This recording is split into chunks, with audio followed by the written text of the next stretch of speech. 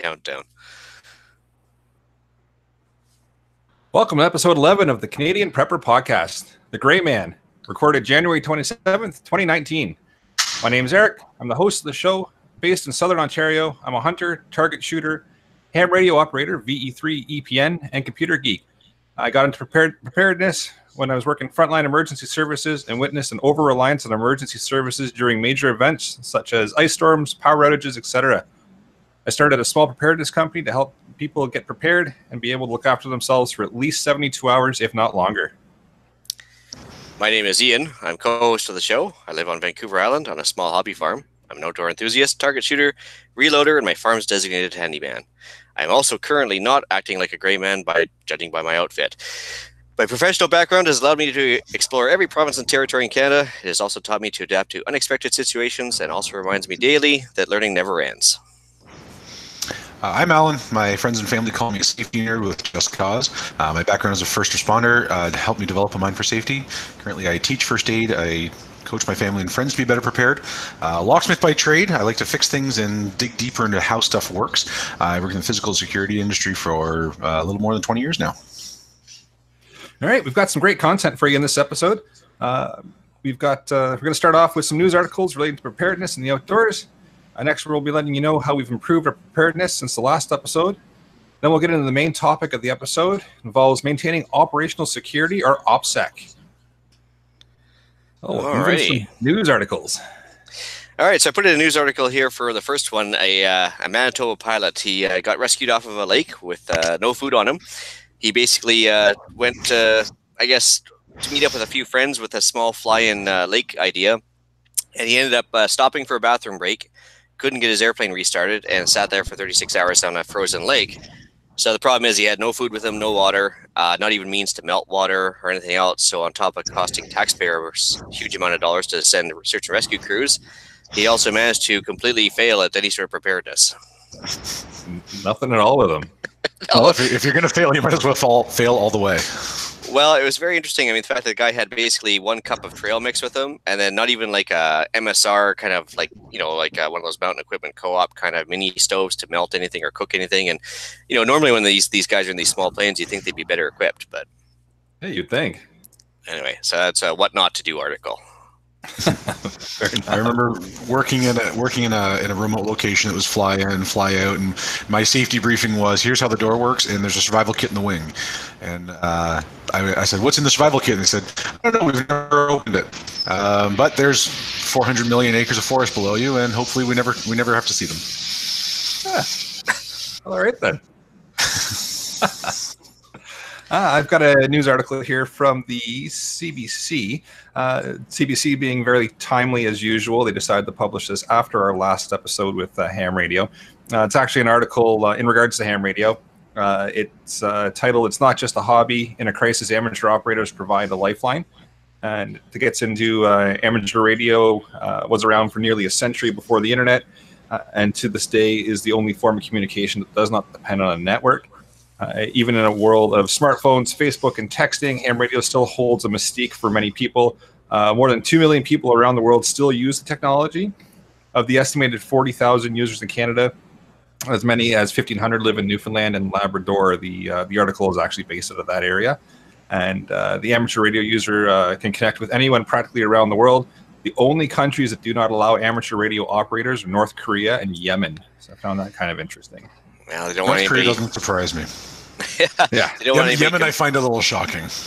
Yeah. They probably just don't want anybody comparing notes, I guess, between what they've been told and what the reality is, I guess. Most likely is, yeah. You can't control the narrative if you can't control the media. This is true. All right. Alan, did you read there was other articles as well? Actually, I just watched an interview a few moments ago on 60 Minutes with Howard Schultz. I found it really interesting that he's decided, he's the former CEO of Starbucks, he's decided to run for president of the U.S. as independent. I think that's gonna shake up the election cycle a little bit there with that coming up in the future. I think the standard two-party system may end up seeing a real contender in an independent vote. So I found that really interesting. I guess he wouldn't be the first billionaire to run for office. That's for sure. Sure wouldn't, but running as an independent I found really interesting. Oh no, Yeah, I mean, different. I think Ross Perot gave it a try back in the '80s and a couple other ones, but yeah, they certainly they throw something into the mix for sure. We'll just politely ignore the fact that I'm drinking from a Starbucks mug at this moment. Yeah. Those two things are totally disassociated. Yeah. So we also had a coup in Venezuela this last week. So basically, continuing with the economic meltdown in Venezuela and people starving and everything else, they finally had enough, or at least some of them did, and they put one of the opposition leaders in as a interim president, which the U.S. immediately recognized. Problem is that the Russians and the Chinese kind of went the other way and started backing Maduro. So I'm sure they'll be seeing further developments there for sure. But I threw in the notes for that, the show notes. And then the other one, just a quick note here, guys, is everybody's in Davos right now. All the world leaders, they're pretty much done, I think, now. But the first thing that started off with that meeting was Christine Lagarde, the head of the IMF, was warning of a global slowdown. So I guess if the head of the IMF is saying that we're going to have a depression or a recession, I guess we should probably pay attention to that one. Probably be something to perk up to and listen to, yeah. Well, we're about due for it. Somebody was saying, I don't know, I was reading it a couple of weeks back that we go through these cycles and we're a couple of years overdue for a slowdown. So not surprising, but definitely something to be aware of and be prepared for. Yeah, absolutely. I think it's usually an 8-year cycle. And like I said, we're into about year 11 now, so it's definitely overdue. Maybe it was you that was telling me that and I just didn't remember. Could be. So maybe we'll move into what we've done lately for preps. Yeah, sounds good. So for myself, got out on the lake and learned how to do some ice fishing. Been trying to do that for quite a while, and finally found a buddy of mine that was going out, so tagged along and didn't get anything. Same as summer fishing is what I found pretty much. But the good part was, or not so great part, but the good part at the same time was I got to test a little bit of my preps because we were ready for a little bit of snow squall, but the snow squall stayed. And when it was time to come back in the shore, it was pretty much just a blanket of white. So got to pull out the GPS navigation unit there and map our way back to shore without being able to see it for quite some distance. So it works. We got back because I'm here recording the show. So how much did you guys drive out in the lake or just walk out? No, we hoofed it. So we were walking. Oh wow! So it was a couple kilometers out on the lake, and we couldn't see shore at all from. We could only see maybe about 25 meters or so from just standing out in the water or on the ice. And how thick was that ice to walk on? It was a couple feet, about a foot and a half or so. Yeah, it was good and thick.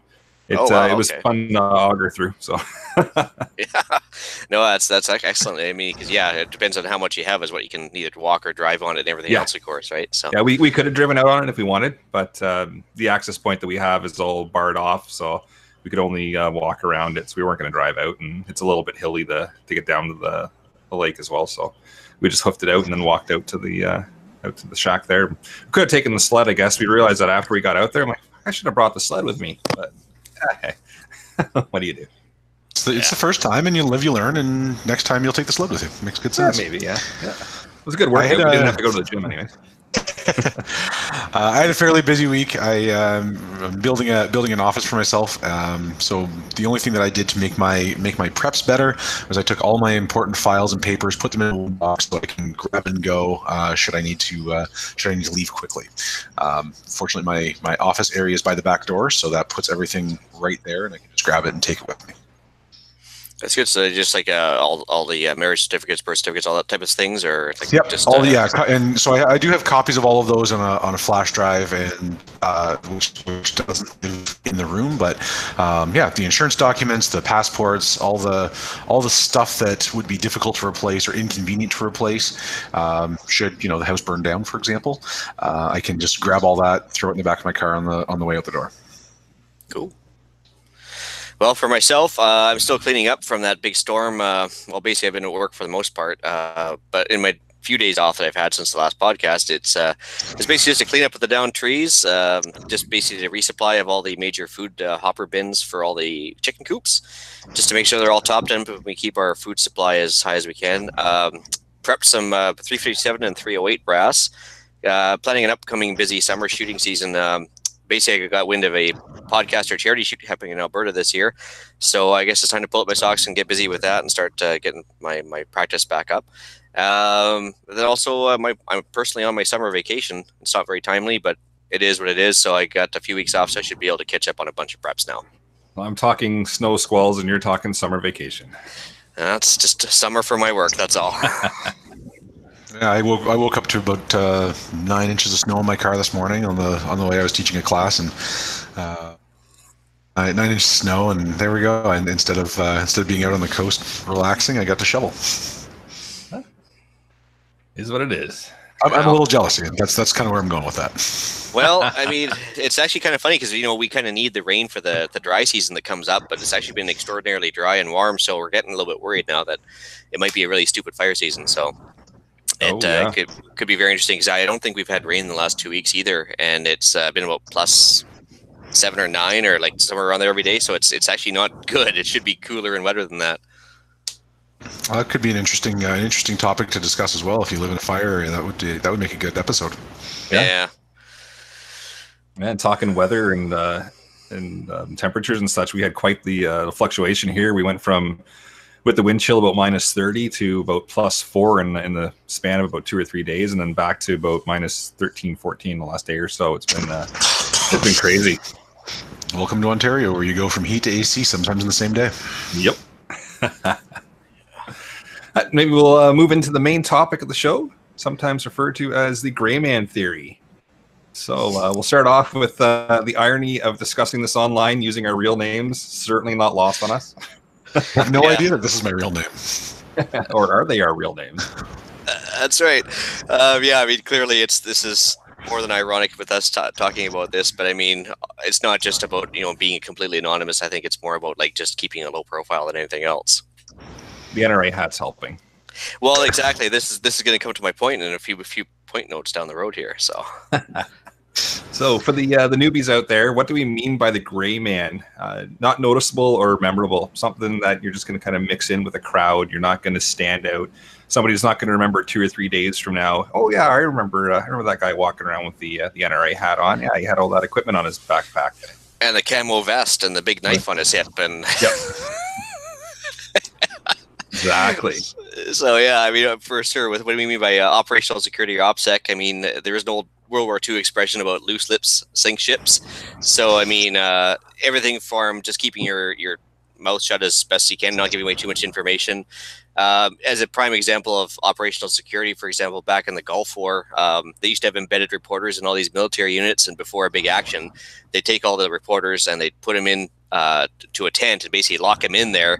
They tell them what's going on, but they wouldn't allow them to contact their news operations and their news outlets until after the military action had been completed, because they wanted to maintain operational security. So it's kind of like, that's a grand scale, but we could take it down to a smaller scale for us, and just to make sure that, you try not to let too much information slip to unwanted ears, I guess. Knowing where your resources are is important, but also not having everybody know that you can be a resource. And I think that's probably part of being a gray man is not having too many people show up at your door and say, we want what you have. Well, for sure. I mean, at the very least, if you're sitting there bragging about how much food you got stored and how many tools and toys and everything else you got at your house, I mean, you're basically putting a big target on your property for theft or unwanted visitors, like you mentioned, right? Oh, absolutely. Yeah, it's something that, at the time it's great to talk about and discuss it, but as soon as something hits the fan there and everybody's left out and they don't have plans, they don't have preps, they will remember you talking about it, and next thing you know, they're knocking at the door asking for help. Well, it's the old story of two guys walking through the woods, and they're being chased by a bear, and they start running, and the two of them are running side by side, and the one says, do you think we can outrun him? And the second man says, I'm not trying to outrun him, I'm trying to outrun you. It's exactly the same concept. I don't necessarily need to do all those preparations if I know where to go and take your things. That's right. Good points. Yeah, it's for sure. So, I mean, even being as far as a gray man goes in the crowd, you don't want to be singled out. So, like, again, it's a prop show today. So, if you pointed out the guy wearing the NRA hat, the camo vest, you're not hard to find. Same thing on your vehicle. If you have, like, the Browning buck mark on the back of your truck, or anything that says, from my cold dead hands, or anything else for a bumper sticker. I mean, yeah, you're obviously making yourself unique amongst many, I guess, for lack of a better term. Even a bright yellow car doesn't help. Yeah, absolutely. There's actually a good video. I'll link it in the show notes. There's a video on YouTube. It's titled American Blackout. It's by National Geographic, and it's the full movie on YouTube. And I watched it the other day. It's actually something we discussed at the Simcoe preparedness group meeting that I was at on Sunday. And it goes into a blackout happening, and there's a family that's prepared. They have all their gear. They have a bug out location and a bunker. And when they get there, a couple of days go by and everything's fine. But then all of a sudden the neighbors start to come by and they start to ask for supplies because they realize that these guys have supplies and they have equipment and they have the means to get by. And it slowly gets worse and worse and worse. And it portrays things quite well. So I'll put the link in the show notes so people can watch it, and maybe it'll be a good visual for people to see maybe kind of what we're talking about. Except for the last 10 seconds when the boy's cell phone starts ringing in the big standoff. I'm pretty sure I'm pretty sure after a couple weeks of blackout, his cell phone would have been long dead. But anyway. Yeah. It was a good way to end the movie anyways. I think they were getting to the point where they gotta put it to an end. Yeah, they gotta do something for sure. I mean, I think Alan put in these notes as well. But yeah, to start by knowing your goal when it comes to being a gray man is, I guess for most people, it's such a big, nebulous topic. You got to start somewhere. So, you want to cover that one off, Alan? Sure. I mean, it's knowing your goal in general. Like I live outside of a fairly large city, but I work in the middle of the city. So my goal is to get home. If my goal is to get home, then my goal is to get home without being noticed that I'm going somewhere in the event of an emergency. Because people who are going somewhere usually know something. And if you look like you know something, then chances are somebody's going to follow you because it's easier than getting knowledge themselves. So if my, jacked up 4x4 truck is suddenly, driving up on the sidewalk to get around a traffic jam, then chances are good I know something and I'm going somewhere that somebody else doesn't know. So blend in, know your goal of getting someplace, and then how do you go with the flow while still accomplishing your goal? I guess that's probably the biggest challenge of being a gray man, I would say. Yeah, for sure. The reason, of course, I'm wearing this god awful hat is it's doesn't have a problem with the NRA, but I'm just what are your things actually tell people? So when you wear a hat like this, I mean, you might as well scream gun owner, whether it be out and about in public on an everyday basis, and people pay attention to your truck. Maybe they'll break into your truck to get either your house address or just to see what's in your truck to see if there's maybe something worth stealing. It's certainly just a dead giveaway, and especially during an emergency, you don't want to wear something like this that just gives away too much information. Absolutely. I mean, and it starts with like you said, loose lips sink ships. If you're at work and you say, oh, hey, I've got to get home because I need to start up my generator and get to where my water and food supply is. That starts the chain of, well, I'm going to Ian's house because that's where the good stuff is, and then I don't have to think about it for myself. Absolutely. Well, we talked about the MOLLE webbing on the backpacks and everything else as well, because during the layover kit that I had for one of my hotel trips is that it's in a backpack with MOLLE straps. So when I'm traveling on the airplane, it's like it is kind of a giveaway. So I probably should have gone with a Swiss Gear because it's more of a commonly available backpack. Sure. Yeah, you mix in a little bit more then too, right? For sure. Blending and not standing out. The people that stand out, good or bad, are the ones that get the attention. Yeah, I suppose that works in your everyday life, not just in an emergency situation, but absolutely. If you're the guy that has the shiny kit syndrome and everything you've got is sleek black, says tactical or ballistic on it, and you've got MOLLE webbing and 15 cargo pockets on every pair of pants, then you're the guy to follow when things go south. You're the guy everybody remembers too. Yeah. Well, yeah, because where I live, this is kind of a dinner jacket more than anything else. But if I'm in Toronto, this is going to stick out like a sore thumb, right? You got to dress appropriately, right? In the exact same way that wearing a three-piece suit and polished shoes in rural Alberta might stand out in a small town in Alberta, might stand out more than somebody wearing jeans and a t-shirt and a camo vest. Well, especially if you're wearing a suit. If you're wearing a suit in the country in Alberta, they might think you're a politician, in which case you're in immediate danger. Yep. Anyways, so you mentioned the jacked up pickup truck too, right? Like if it's a jacked up truck and you're in the middle of town or whatever, it's obviously it screams I'm preparing for the zombie apocalypse, versus if you're in the middle of a hunting scenario, it's like, well, that's appropriate equipment. It totally makes sense. Exactly. So being adaptable, and especially being adaptable to your surroundings, makes good sense. I mean, if you are a hunter and you need that, you need that big 4x4 pickup truck to go off road to bring your harvest home. That makes good sense, and it's a good thing to do. Doesn't necessarily mean that should be your everyday driver as well. If you work downtown in an office building, you should also refrain from putting the zombie bumper stickers on it. Yes, I think I've seen a few of those around town. It's the zombie apocalypse response team or something, zombie outbreak response team. Yep. That screams I'm ready for this. I'm willing to participate. And while it's great to have fun with that, it's a great way to attract attention when things go badly as well. So I think we made a note there to keep a low profile and dress as plainly as possible. So like versus the camo vest, I think we're much better off with a plain black shirt. If it came down to it, you could always shave off the facial hair or everything to make yourself a little more uniform and everything else. You can have that beard for my cold dead hands. That's right. But you can't put that in a bumper sticker though. Come on. Maybe we'll make a podcast bumper sticker. That's right. Take my beard. Anyway, yeah. So I mean, obviously, it's if you really need it to dress as plain as it can be, you can certainly take a look in the mirror and see how you can uniform things a little bit to make sure you're more like a common dude than anything else.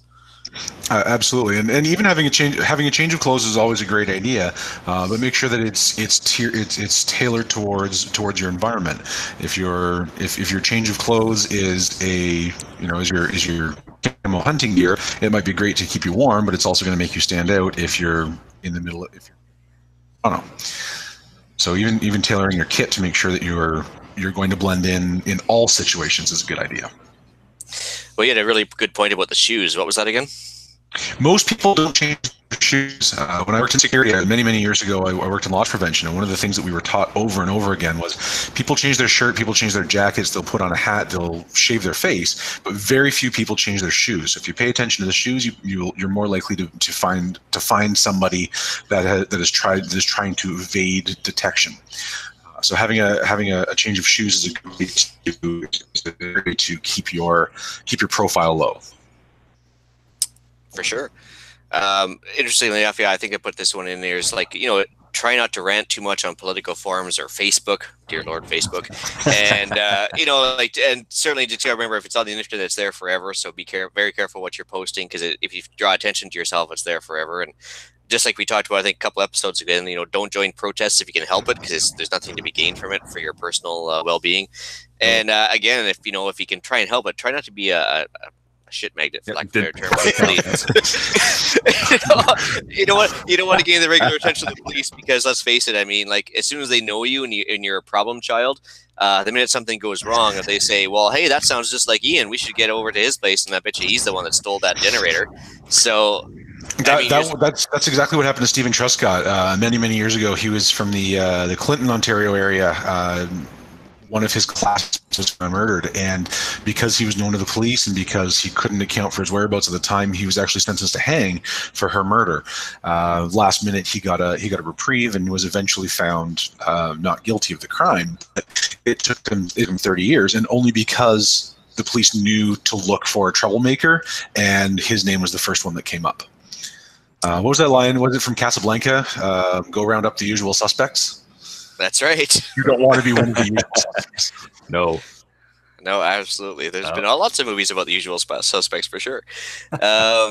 Yeah, so I was going to say, if you look, speaking of other movies too, I mean, I think it's that Jack Reacher movie with Tom Cruise where he's basically running around paying cash, and just, if he needs a jacket, he goes to Goodwill, uses it, then throws it away at the end of the movie and everything else. I don't think we're advocating people doing that per se, but there is a financial aspect of being a gray man. Like, if you want to keep a low profile, there is a prepaid Visa option, using cash for purchases, and even for regular purchases, and then under the table if you want to either avoid tax, barter. I'm not saying avoid tax for an illegal purpose, but I'm just saying. But you just all want to make it as low profile as you can. So I mean, if you want to barter for something, there's nothing wrong with that as well. And just keep in mind that obviously you don't want to be the guy that's running around screaming barter, barter, barter all the time. But it can certainly work. And dare I mention cryptocurrency? Yeah. Cryptocurrency, I hadn't even thought of that one. Actually, there you go. So, I mean, assuming that it holds its value, I mean, certainly that's something that you can use to make purchases with a relatively low profile, I think. Yep, absolutely low profile, completely anonymous. Well, yeah, for the most part, there's certain points where it can be picked up, but if you do it right, yeah, I think they'd have to work really hard to figure out who owns the cryptocurrency. Mm-hmm. We're kind of talking before the show about the illusion of privacy. You can try and be as anonymous as possible, but in the end, somebody is always listening. So if you've got credit card purchases, eventually somebody will get access to that, and somebody will take a look and see that, oh yeah, that person has been making a lot of very specific purchases at camping stores, at particular online retailers that sell preparedness gear, Eric, at the gun store. They've been making those purchases. Here in Canada, especially, every time that we buy guns and ammo, that gets logged and registered. So your name shows up on that list if you've gone through the appropriate channel. So it's one of those things to be keenly aware of, that somebody does have access to that information no matter what. Well, I think as soon as you're a PAL owner, you're on a list, no matter what. But I think we mentioned before the show, I mean, you're getting daily criminal record checks as a PAL holder, so I mean that's something to begin with. But also, I think if you only think that Siri or what are the other ones, Alexa, they're only listing when you say "Hey Alexa" or "Hey Siri," I mean you're obviously mistaken there. So obviously, if you want to maintain some sort of OPSEC, you maybe just be cognizant of who's actually listening at all times, like with some other dog. But there's always somebody listening, right? Whether it be just a cell phone or whatever have you. I think what was his name there? Snowden told us about that one too, right? Oh yeah, he did. That happened. We were just talking about that before the show. My Google Home went off, and as I was demonstrating it to you, I was demonstrating the concept to you guys. We were talking about it, and then the thing went off beside me and wouldn't shut up until I unplugged it. I'm still not convinced it's not listening to me, but at least it's unplugged and not talking back at this point. Yeah, it's only on battery power now, so it's fine. You can only listen half the time. So we're talking about carrying this through to the preps. Who put that in there? Oh wait, what did I say? I think I wrote that. Sorry, go back to the notes. Carry through to your preps. So not talking about it too loudly. We discussed that, but then also not making it too obvious when you have people at home.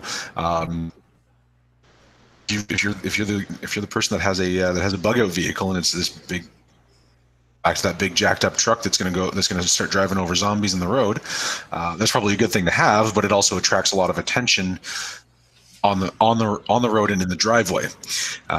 So if you're carrying that through to your preps, then maybe keep those at a low profile, keep those hidden, keep them tucked away. Make them less than obvious that you are a well-prepared house, up to and including when the power goes out. If yours is the only house on the street that has its lights on, then you're going to attract more attention. No, for sure, absolutely. Even if it came down to just putting a better muffler on some of your generators, just to keep a lower profile. It doesn't have to be a beacon for the 2 miles around your house that you're running a generator. And then also maintaining what lights you do turn on and what lights you turn off when the generator's going. Well, that's true. I mean, they had blackout curtains during the last war too, where it's something to think about as well, right? Yeah, maybe you don't want to have all the lights on the exterior of your house on and illuminated while everybody else sits in darkness, right? A little bit of a beacon. Exactly. Bound to breed resentment at the very least, if not outright begging, right? So absolutely, yeah. Unless of course everybody in the neighborhood is banding together, in which case you've got a lot of people that will operate security rather than hinder it. But you have to have everybody on board. And you would hope that they all help. There might be the one that decides not to. Yeah, exactly. So what's this Britain blackout one that we had in the show notes? So that is another rendition. So it's kind of the view from the American versus the American blackout. So it's another video that you can watch if you want. Excellent. Yeah, cool. So wait, an American filmmaker took a British concept and made it their own. Is that the first time that's ever happened in history? Yeah. Hey, The Office and a few other ones. Yeah. Strange. Yeah. If you really want to go old school, it was even Three's Company was a rip-off as well. House of Cards was originally a British show. It's been done once or twice before. Yeah. I kind of got to wonder what they'd be defending their bunker with in Britain. I mean, they're not even allowed zombie knives, or let alone firearms or swords or anything else. I mean, I think they're limited to a 2-inch blade or something now. Yes, because rules are always followed. Sharpened sticks and stern looks. That's right. Stop, or I'll say stop again. Oh boy! Bring on the hate I will mail. hurl insults in your general direction. That's right. Well, there's a cow on the catapult. Never thought about that one. Yeah. This is how we're going to get our hate mail, guys. Yes, that's what I just said. Bring on the hate mail. Yeah. Perfect. So if you want to email the show, you can email us at feedback@prepperpodcast.ca. So I think we got anything else we need to cover off. I mean, basically, I think we're just talking about keeping a low profile, not standing out, and just be careful with what you're telling everybody more than anything else, right? Yeah, the big ones. Yeah, like you said, not standing out, not wearing all that equipment that makes you look like you're ready for anything that's coming your way, and the big one, keeping the low profile with people around you, with social media especially, not putting it out there and advertising the fact that you're ready for absolutely everything. That's kind of the key points we're trying to get out with this episode. Yeah, well, I guess it brings us to the podcast challenge. Believe it does. All right, so I'll completely optional. I'm not telling the listeners they have to do it, but I'm just saying, maybe just take a look inwards and say, maybe you should think about removing all the memorable or easily recognized insignia from your car. So we talked about the Browning buck mark. Maybe it's even an NRA logo or whatever have you. Maybe just think about reducing your social media profile as far as maybe in your profile description, maybe just don't put, proud gun owner or something like that. And maybe, and then the last one a lot on Instagram. Yeah. And then the last one, of course, like I mentioned with the hat at the beginning, take a hard look at your wardrobe and what it tells people, and maybe just do what you feel is most beneficial to your personal long-term preparedness goals. Maybe it's nothing. Maybe you're happy with it. Maybe if you'll need to kind of re a few things on your car or whatever have you, just to maybe increase your operational security. I suppose that's a prep I did this week. Then, as I had the muffler finally repaired on my car, and it no longer sounds like I'm trying to attract attention on the way down the road. Oh, there you go. Well, no more street racing for you. Nope. in my sensible family-sized SUV with the EcoBoost engine. Very nice. At least you're being fuel efficient. So if you do get the podcast challenge completed there, shoot us an email. Let us know what you did and worked out well. Feedback@prepperpodcast.ca. So we'll move into some shout-outs. So I've got shout out here again, same as last week, for the Simcoe Preparedness and Resiliency community on Facebook. It's a Facebook group I'm a member of. We had a meeting last week. It was very well put on. Lots of attendance, lots of good topics covered off. So it was just another quick shout out to them. I'll finish updating this the show. I'll shout out to my better half, who has come around significantly towards the concept of being better prepared. We started watching the disaster. What was the show? There's a season on Netflix. Disaster preparedness. The end of the world show. The end of the world, folks. Anyways, from National Geographic, and we made a lot of fun of them, but also took some of the lessons from it. And she's on board being well prepared for the average emergency. So she thinks I'm less crazy than she thought of before. There you go. Keeping with the family spirit, I guess, I'm going to give a little shout out to both my daughters, who are actually both listeners. And I think probably of the 7 subscriptions we have, that's probably 2 of them. But anyway, they did show extreme agency in not wanting to wait for others to help them, because they were kind of moaning about getting a phone and moaning about getting ready for university and everything else. And I said, well, what are you going to do about that? Because, you shouldn't really wait for other people to pay for your stuff. And so at ages 14 and 15, they both went out and they've already got summer jobs lined up, which I was actually really impressed, because I didn't push that or anything. So they just they did something for self-reliance. So that was definitely a personification of that one. Oh, nice. That's great. Fantastic to be showing that level of resiliency at such an early age. Well, and actually, I was even more surprised, because it wasn't like it was just like a McDonald's job. They actually went out and got, kind of skill building jobs. I was like, wow, okay, that's really impressive. So that a good start for both of them. That's both their first full-time job will be this summer. So fantastic. Awesome. All right, so we'll move into some listener email. We've got a couple of emails since our last episode. So we've got one from Terry Blackmore, It says here, excellent podcast, guys. Thanks for all your hard work. I'll definitely try out the homemade Berkey. Regarding the podcast challenge, we always have an inventory of bleach on hand as well as coffee filters. I always carry a few coffee filters in my various bags. I also carry a means to boil water, water purification tablets, and a life straw. Redundancy is key. I'll pick up some pool shock. It's a good idea.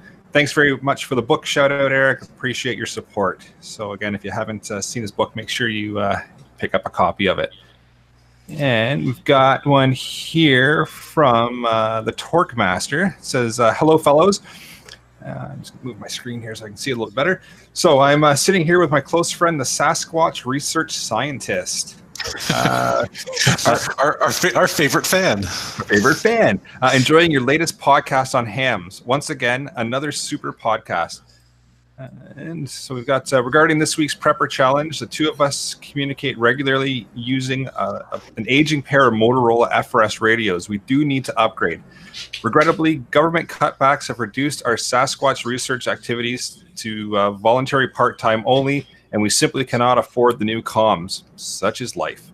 For the record, the scientist wants to assure you he has played no part in holding back the iTunes reviews of your most excellent podcast. Keep up the great work and soldier on. Well, if these, I'll actually donate a tranquilizer gun to them if they can, actually tag a Sasquatch. That'd be great. Just put that debate to rest once and for all, right? And I do have an appropriate mug that I'm drinking out of this evening. It is a Yeti mug. So the Sasquatch research scientist there. Very appropriate. And we've got a review on Podbean as well. I'll pull that one up. It's on the ham radio episode. From Torque Master as well. It says, love the podcast, fellas. Ham radio is an excellent topic. During rough times, good, reliable comms can be a real force multiplier. These days, we take reliable communication for granted. Looking forward to the next episode. Keep up the good work. And it's nice to feel appreciated. We're getting all warm and fuzzy. It has nothing to do with what's in the Yeti mug, does it? No. Okay, maybe. So we've got a review on iTunes as well. So things are picking up. This section of the show is getting a little bit longer. This is good. Right on. So we've got a review from M14 Medic. It was on January 22nd, 2019. It says, it's great to have a uniquely Canadian prepper podcast. Whether you're a veteran prepper or just starting out, the show has something for you. All the web links and tips and tricks and go-to shopping sites refer to Canadian dealers, and it's a great help to find sources for stuff in Canada. Keep up the good work, fellas. Well, and actually, I'd like to say to M14 Medic as well, keep up his good work. He runs a great shop out of Regina, I believe. And if you own an M305 in Canada, which is the M14 or M1A equivalent, he is the man to talk to, it seems. He does very well-regarded work. Awesome. Do you have a website, Ian? M14medic.ca, I believe. I just I intern that in a second here. I'll get right back perfect. to you. We'll throw it in the show notes if anybody wants to check it out for sure. Check out his website. Sounds good. Awesome. All right. And let's see. So I guess with that, I'll bring episode number 11 of the Canadian Prepper Podcast to an end. Where can people find the show? You can find the podcast on iTunes, Podbean, Spotify, or your favorite podcast app. Please take a few minutes, submit a review. Helps people find us, helps us know that we're doing all great work. You can also find us at prepperpodcast.ca. YouTube live shows are now available. Please subscribe to the YouTube channel, The Island Retreat. Click the notifications tab. That gives you the alert when we are going live. All right. If you want to contact Ian directly, you can reach me at theislandretreat@gmail.com. I'd love to answer questions specific to Western Canada. I'm also looking forward to helping aspiring preppers take their first steps. You can also occasionally find me giving my 2 cents worth on the Canadian Patriot podcast, also available on iTunes and YouTube. There you'll find me ranting on the merits of a freer society, bemoaning some more government waste, never seems to end, and even diving into the occasional tactically driven conversation. It is a great podcast. If you haven't checked it out, absolutely check it out. It's worth the listen for sure. You can also check me out at rapidsurvival.com. You can get me there on the live chat while you're buying some prepper gear. You can also email me at feedback@prepperpodcast.ca. Of course, while you're still buying some prepper gear at Rapid Survival. Thanks for joining us. Tune in for the next episode. We're going to talk about the importance of fitness, which we kind of planned around the fact that it's the end of January and everybody's fallen off the New Year's resolution wagon. So thanks for joining us. Tune in for the next episode, which I already talked about, and I'm reading the line over. And until next time, stay prepared, stay safe, and keep learning.